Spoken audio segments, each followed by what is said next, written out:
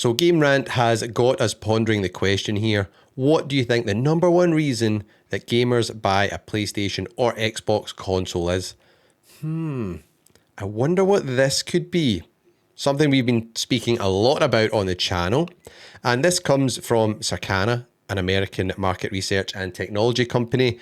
And they have shown that most US gamers still decide whether to buy a PlayStation, Xbox, Nintendo Switch, or other console based on their exclusive games.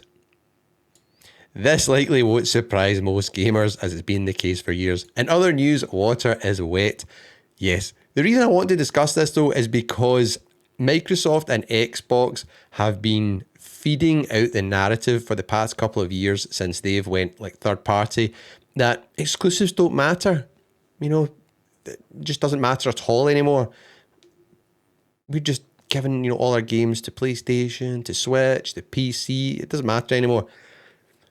Which we know is not the case, and there's another story later on where we discuss some of Xbox's results, which comes right back round to this. However, a few subtle shifts in consumer behaviour in 2026 could catch their attention, especially for those invested in the long-running console rivalry between PlayStation and Xbox. See, I don't care about like a rivalry in terms of one team, winning or beating the other. I think it's important because we need competition to keep them on their toes, keep them honest, keep them providing the best games, services, and value they can. Because if there's only one player in the market, if PlayStation's dominant or if Xbox is dominant, they get greedy, they get complacent, they get lazy. We do not want that, right? Especially in this economy and in this world, like we want to get good stuff for our money. And it says here, one noticeable change compared to last year's data is that the number of players choosing a console based on exclusives has dropped 8%. In other words, there's a slight shift downwards. There's a slight shift towards picking the best gaming console based on other factors, such as performance or price. It's difficult to pinpoint exactly what's driving this change, but its likely explanation is Xbox and PlayStation loosening their grip on exclusive IPs over the past year, with games like Forza Horizon coming to PS5 and Helldivers 2 launching on the Xbox Series X and S. The second reason might be the tiebreaker in the console war. So, despite the 8% decline, the Circana Q1 2026 report shows that a majority of consumers in the US, 41% of those surveyed, still view big budget exclusives as the deciding factor when purchasing a console. The second most common reason could serve as a tiebreaker for companies like PlayStation, Xbox, and Nintendo Switch, with 38% of consumers choosing a console based on what their friends and family already own. This likely comes down to convenience, as it's easier to share games on the same platform and, more importantly, avoid concerns about cross-platform support and multiplayer titles.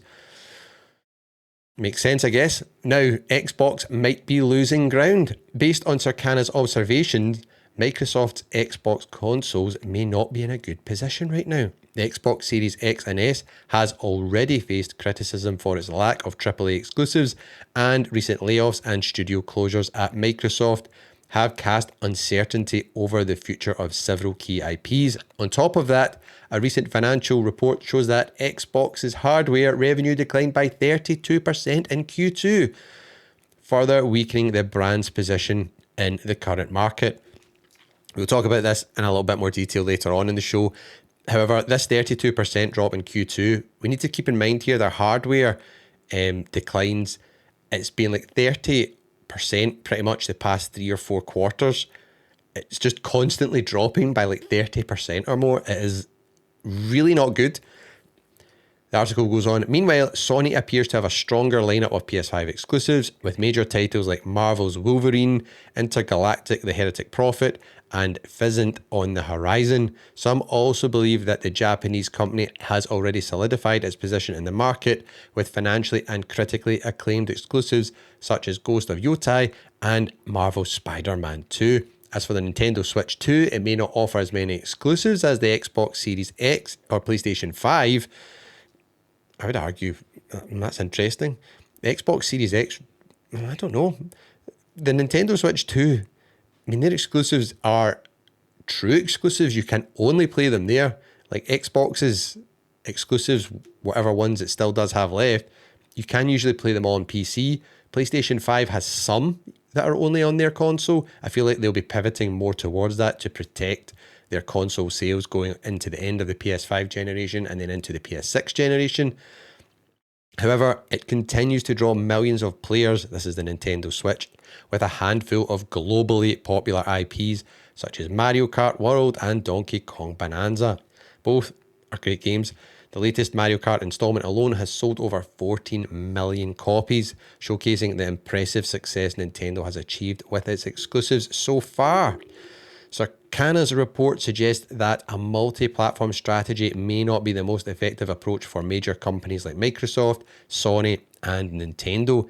In the coming years, particularly as next generation consoles arrive, it will be interesting to see how each brand adjusts its strategy around exclusives and if any of them will rethink their approach. I think exclusives are so important for consoles. It is a differentiator as to why you would buy them. I am in a lucky position. I own all of them. I own a PS5, I've got an Xbox, and I've got Switch 2. I bought each of them for like access to their exclusives, and I think that's a good thing because it's that competitive edge. It's exclusives used to be a way to showcase what your console could really do, what it was all about. You know, it would have the best graphics, the best gameplay. Xbox, unfortunately, has lost their way over the past couple of years. A lot of their games were really poor. They had a really big drought for a couple of years, which was annoying because the Xbox Series X hardware is really good. It's a really freaking good console.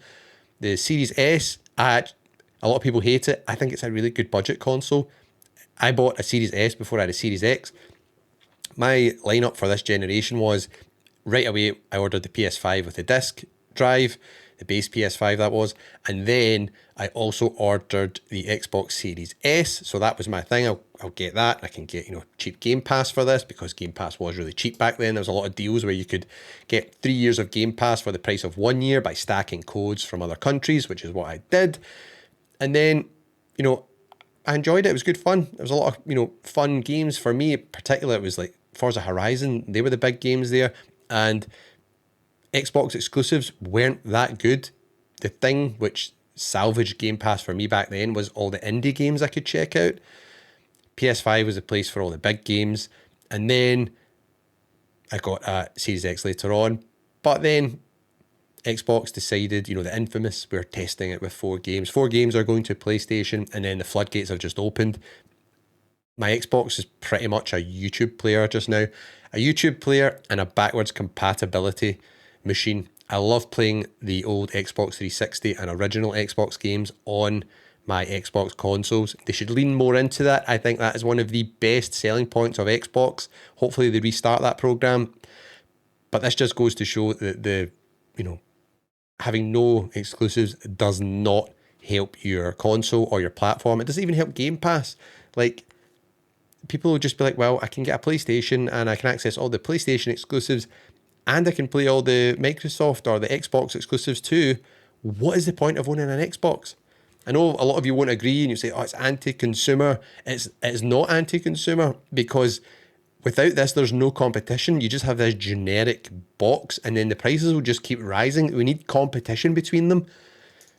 Anyways, I thought this was interesting. This is getting more press because the Xbox CEO, Asha Sharma, seems to be talking a lot more about exclusives.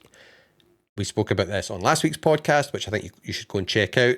But for me, I think there is a place for all these studios and consoles to have first-party exclusives and also to have some of their first-party games go onto other platforms. So for me, multiplayer games, live service games, yeah. So like on Xbox, say you've got Sea of Thieves, and on PlayStation you had like Helldivers 2. It makes sense for them to go onto the other platforms. They just need lots of players to sustain the game. However, your big single-player like tentpole releases, like Wolverine, for example, and then let's say Xbox had an amazing new Halo game on the horizon, which has an amazing campaign. They should be exclusive. I think they should. Forza Horizon 6, that's where it gets interesting though. Should that stay exclusive on Xbox? A lot of PlayStation players loved that on PS5. If I was in charge of Xbox, I would keep it exclusive. But I know a lot of people wouldn't like that because they'll say it's kind of like a live service game. Kind of is, kind of isn't. To me, I play it as a single player game. I don't do any of the like online stuff really with it. So yeah, that is my take on that. And I find this very interesting because I think it is all going to change a little bit as we move into the next generation. I think Sony has seen maybe the error in their ways and they're watching what Nintendo's doing. And I think they want to emulate that a little bit more by protecting their IPs, because then that protects the value of any of their other products. Nintendo's just going to keep being Nintendo. And then Xbox has tried to pivot, do something different, has not worked. And now they're going to potentially pivot back. I think Xbox has done so much damage to their brand the past couple of years. It's a shame. I just hope this new CEO sorts it out. And I would start with having some really good single player exclusive games that you can only get on Xbox. You can only play there. That would be a good start. I still don't think timed exclusives work.